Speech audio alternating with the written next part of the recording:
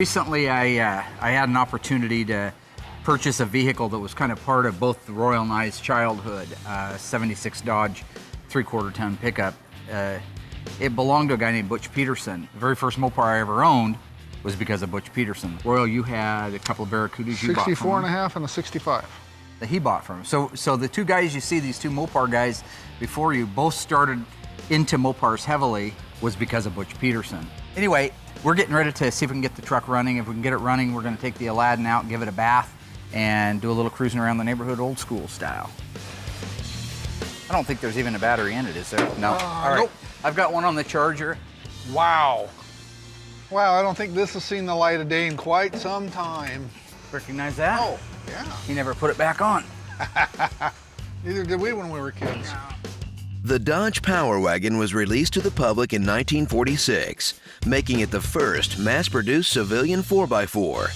It was based on a 1945 model used by U.S. troops in World War II. Got a ladder for a fat guy? Get the fork. What are you doing? I was gonna take that off so we pour some down the carburetor. Okay, but we need to put fuel in the car too. Well, yeah. Okay. Oop, that too. Strange little minded human being, aren't you? Well, you're just not on the same page as me, buddy. No, I know it. Never have been. Dude. Are you looking at hooking a hose up to the pump, the fuel pump? Looks like a new fuel pump. What do you mean a hose? There's no hose going to it? Yeah. You want to hook a tank up to it or run the hose into a gas can from the pump? No. Oh, just pour gas in it? Go get the fuel can, the drum, and it's got a pump.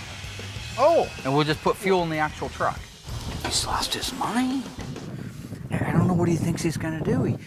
He wants to pour fuel down a carburetor to get it running, but we haven't even got the fuel yet. Mark's being Mark. So rather than just hook it up to the fuel pump, bypass all the problems, he wants to go through the fuel tank. That's okay. What Mark wants, Mark gets. You know, I've been dragging cars out of backyards for 40 years. Very rarely do you just fire one up and have it just work perfectly the very first time. Whoa.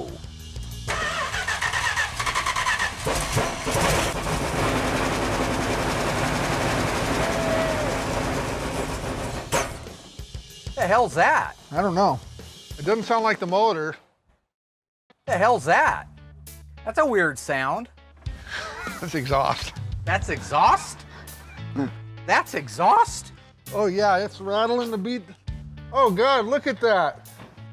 You gotta look at those, man. Those are some homemade mufflers. Oh no. Look at that. Well, that's just insane. Where's the exhaust off the thing? I don't know. Why would you do that? Dude, why did we do the things we did to cars back then? I never did that. Well, you did some weird. No, I never did any weird. That was you. No? And I know you love that stuff. You love that kind of exhaust. But me, I'm more the stock guy. Where do you come up with this stuff? I come up with it from 1976, 1977, Plymouth Barracuda, 64 Dude, you were and a half. drunk from 75 to 85. I quit drinking in 83.